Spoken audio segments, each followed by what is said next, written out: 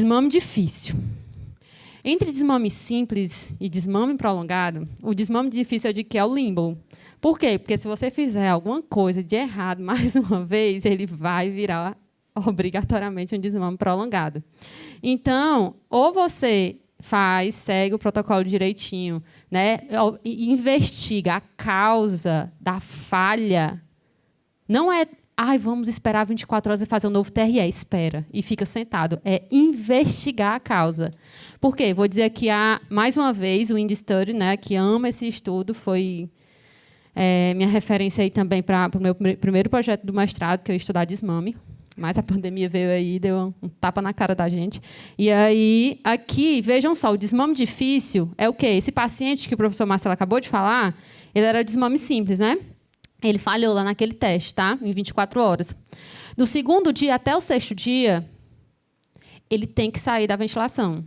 Se ele sair, ele é um desmame difícil. Até 6 dias, ele não saiu. A definição que esse artigo, esse estudo traz para a gente é que ele vai ser agora um desmame prolongado e que depois ele vai ser subcategorizado em grupo 3A, que é um desmame prolongado que é sucesso, e um grupo 3B, que é um desmame prolongado que vai ser domiciliar. Entenderam? Então, é sempre bom a gente definir esses pacientes. Então, até 6 dias, esse paciente conseguir tirar, investiguei a causa, resolvi, fiz novos testes e ele saiu, é o desmame difícil. E aqui a mortalidade dele está entre aqui 16,5%. Então, vejam aí o aumento da mortalidade a partir da primeira tentativa de separação da ventilação mecânica, dele com a ventilação mecânica, tá? Então, é dele que a gente vai falar aqui. E aí, o paciente ele foi admitido. Ele teve uma resolução da causa da insuficiência respiratória de início. Vocês pensaram em desmame, que foi o desmame simples, avaliaram a aptidão para o início do desmame junto com o professor Marcelo e fizeram os testes, não foi? De ventilação espontânea com ele. E, posteriormente, vocês podem ou não terem estubado ou, se falha, infelizmente, reintubação. E está bem aqui, ó. No teste de ventilação mecânica espontânea, o desmame difícil, ele falhou. O que é que tu vai fazer? Volta. Sabe o que geralmente faz? Dessa seta azul, no lugar de ir para a resolução da causa, sabe o que é feito à beira-leito? Avaliar a aptidão do início do desmame. É ou não é? Fica todo mundo esperando as 24 horas para avaliar de novo. O quê? Tem que investigar a causa. Então, o desmame difícil entra pesada a equipe médica. Entra pesada a equipe médica para investigar as causas. Entra pesada a equipe também interdisciplinar para não deixar aquele paciente parado e evoluir com disfunção muscular. Então, cuidado aqui, porque agora a gente vai para a resolução das causas da dependência ventilatória desse paciente. A gente postou recentemente essa foto e algumas pessoas no comentário podem até fazer: nossa, por que não estubou? Isso é porque não sabe o que é um desmame difícil e prolongado de um paciente, as causas, né? Então, o meu desafio aqui para vocês é falar das causas. Por quê? Porque em cima desse esquema que eu estou mostrando aí para vocês, entre uma balança que tem, de um lado, a demanda do aumento do trabalho respiratório e a capacidade da fraqueza dos músculos respiratórios, se isso desequilibrar, obrigada. Se isso desequilibrar, eu vou ter a dependência da ventilação mecânica. E o que é isso? Demanda do aumento de trabalho respiratório, eu vou ter. O paciente pode ter a hiperinsuflação dinâmica, alterações de mecânica respiratória do próprio paciente, como aumento de resistência, aumento do TOSH, da própria via aérea artificial, aumento da demanda por oxigênio, então sepse, aumento de espaço morto, febre, enfim, capacidade. E, do outro lado, tem a capacidade e a fraqueza dos músculos respiratórios. Então, tem uma balança, tem que manter em equilíbrio isso daí, tá? Dessas causas. Então, tem uma atrofia, né, e remodelamento por inatividade, aquele paciente fica muito tempo parado no leito. É um desmame, o paciente desmamou a sedação, está ali com pré-sedex. Cara, não é porque ele está com um pré-sedex em baixa dose que ele não vai poder mobilizar. Ele vai poder mobilizar. Se ele está acordado ali, você mobiliza, sim, ele. Lesão por excesso de uso de fadiga, doença neuromuscular, neuropatia, miopatia, enfim. Essas são as possibilidades de respiração espontânea. Tem uma balança. A gente precisa deixar essa balança em equilíbrio. Se essa balança desequilibrar para um lado ou para o outro, ele vai ter uma dependência de autonomia, uma dependência de ventilação mecânica. E aqui a dependência e a dificuldade de desmame tem origem multifatorial, né? Então, é esse checklist que vocês precisam fazer. Todos. Então, precisa investigar clínica, hemograma, exame de imagem, exame radiológico. Então, Ixi, menino, tá vendo? Cearense, olha, Miguel, cadê? Cearense, quando vai falar hipofosfatemia, redução de fosfato, a pessoa aqui, isso. Hipotireoidismo, hiperglicemia, estado nutricional, se o meu paciente não se alimenta, não tem o aporte nutricional adequado, eu não tenho músculo, se eu não tenho músculo, eu não ganho força, se eu não ganho força, ele fica inativado, se ele fica inativado, ele fica no leito, e se ele fica no leito, acabou-se a autonomia ventilatória. Então, a gente precisa trabalhar esse paciente. Depressão, delírio. Então, esses são fatores também causadores, anemia, sobrecarga de disfunção cardíaca. Então, esse checklist a gente precisa investigar e eu vou focar apenas nesses 3 aqui para vocês. Tá certo? Bem frequentes aí também nas UTIs dos hospitais, que é a disfunção diafragmática, anormalidades neuromusculares e a auto-PIP, que algumas vezes, infelizmente, é desprezada. Disfunção diafragmática, eu tenho aqui o ventilador mecânico, medicações como corticoides, a sepse e a má nutrição, a desnutrição. Todos esses fatores eles podem causar oxidação mitocondrial. Então, eu posso ter estresse oxidativo, liberação de ROS. Então, aqui é toda uma cascata que é liberada através de todos esses 4 principais causas, aqui, essas 4 principais causas, que vai causar uma atrofia de musculatura diafragmática, e com isso eu vou ter a lesão induzida, né, a lesão do diafragma. Então, a lesão induzida pela ventilação no diafragma. Então, aqui eu posso ter nesse contexto. E a gente tem uma ferramenta ouro. A beira-leito, eu gostei dessa aula porque eu posso falar de 2 coisas que eu gosto, que é desmame difícil e ultrassom, né? A gente tem a beira-leito, um ouro, principalmente que eu digo para fisioterapia, porque, infelizmente, a fisioterapia ainda é empírica em alguns casos. Sabe por que eu digo que é empírica? Porque você faz um treinamento muscular, como é que você vai dizer, comprovar aqui que teve uma espessura aumentada, uma força aumentada, uma PI, um manovacômetro, né? Só você não vai mostrar uma imagem de uma espessura de um DTF aumentada. Então, vamos lá. O ultrassom ele veio justamente para facilitar e mostrar, quantificar uma coisa que poderia ser só qualitativa. Então, eu tenho tanto a fração de espessura diafragmática que eu coloco aqui, ó, tanto no modo M, eu posso avaliar tranquilamente, isso aqui é o diafragma, tá? Essa linha hiperecóica que é desbranquiçada. Então, aqui eu coloco no modo M, eu vejo a mobilidade diafragmática, a inspiração e a expiração. Então, eu vejo se essa amplitude reduziu, se essa amplitude, a mobilidade reduz. Se a mobilidade reduz abaixo de 10 milímetros, isso é indicado de disfunção diafragmática na literatura. Beleza?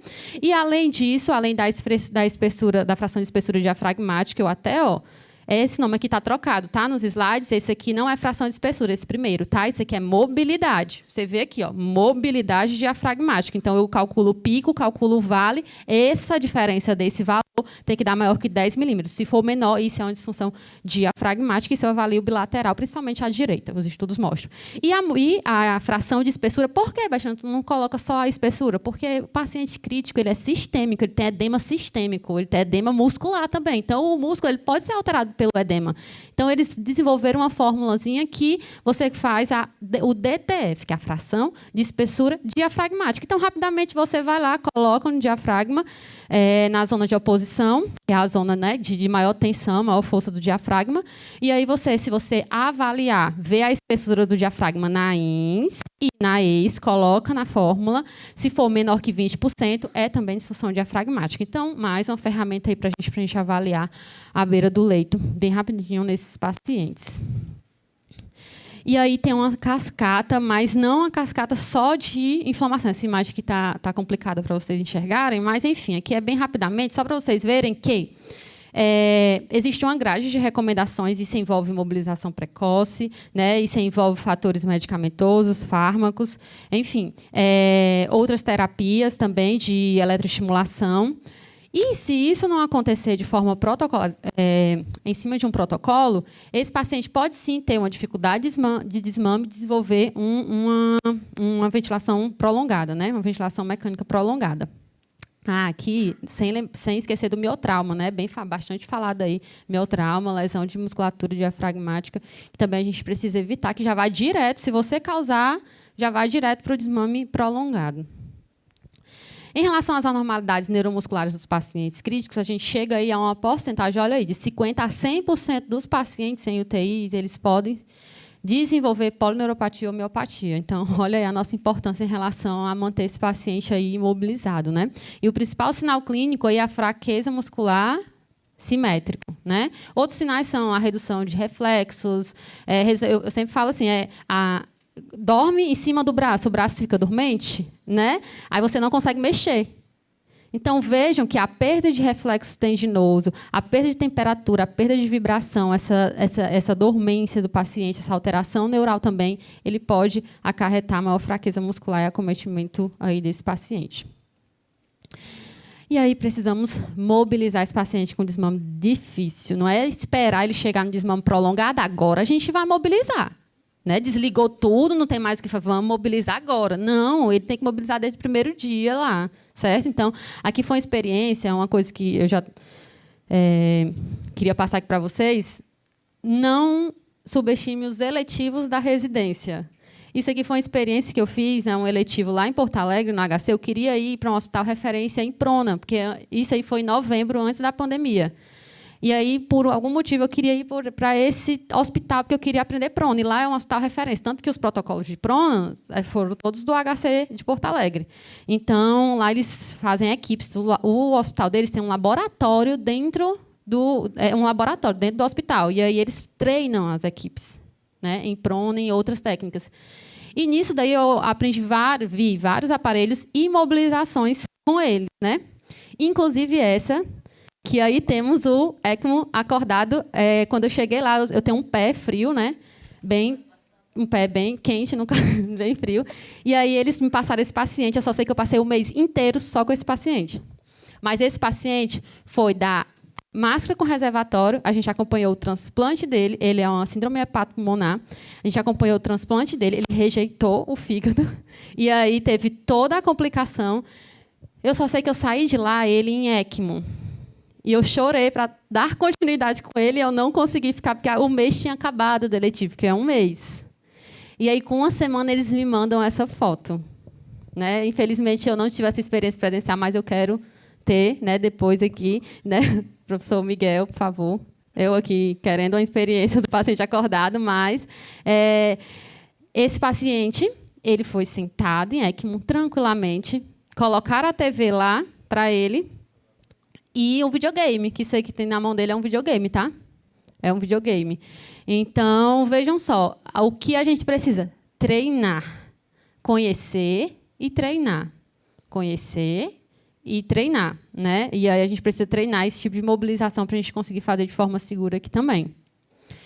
Vamos lá. E, para finalizar, a auto-PIP aqui também não pode ser desprezada. Algumas causas aí de hiperinsuflação, a gente recorda aqui também com vocês, que é a perda de recolhimento elástico desse pulmão, o aumento dessa resistência de via aérea, ela precisa ser reduzida. Atividade muscular pós-inspiratória, então, tudo isso é causa do... O que é que a gente está falando aqui? De desmame difícil. Então, veja que o desmame difícil é realmente difícil. Não é para você ficar esperando as 24 horas até, né, chegar o novo horário do novo teste. Então, e eu destaquei aqui a ventilação inadequada com tempo expiratório curto. Vocês sabem muito bem, se eu elevo aquelas elevação de frequência respiratória, volume corrente, relação TI, TTOT, tem que ter cuidado com esses parâmetros. Se eu fizer esse ajuste de ventilação inadequada, isso também pode ocasionar esse desmame ainda difícil. Eu não estou falando de desmame prolongado, estou falando de desmame difícil. E aí ela vem como aumento de trabalho emposto a essa musculatura ventilatória, gera esses mecanismos de assincronias de disparo, principalmente aí, esforço inefetivo, autodisparo, além de fadiga dos músculos respiratórios do diafragma, né?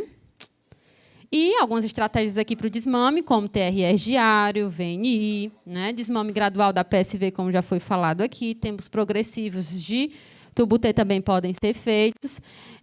Um receio aí na tracostomia, mas mais a indicação de tracostomia precoce para um público muito reservado, um outro perfil, que o professor com certeza vai falar. E mobilização e treinamento de músculos respiratórios e periféricos é não esquecer que os músculos não estão separados, tudo está junto. Periférico e respiratório. Os dois, não existe separação. Então, treina periférico e treina respiratório. E ventilação pós-UTI aqui também.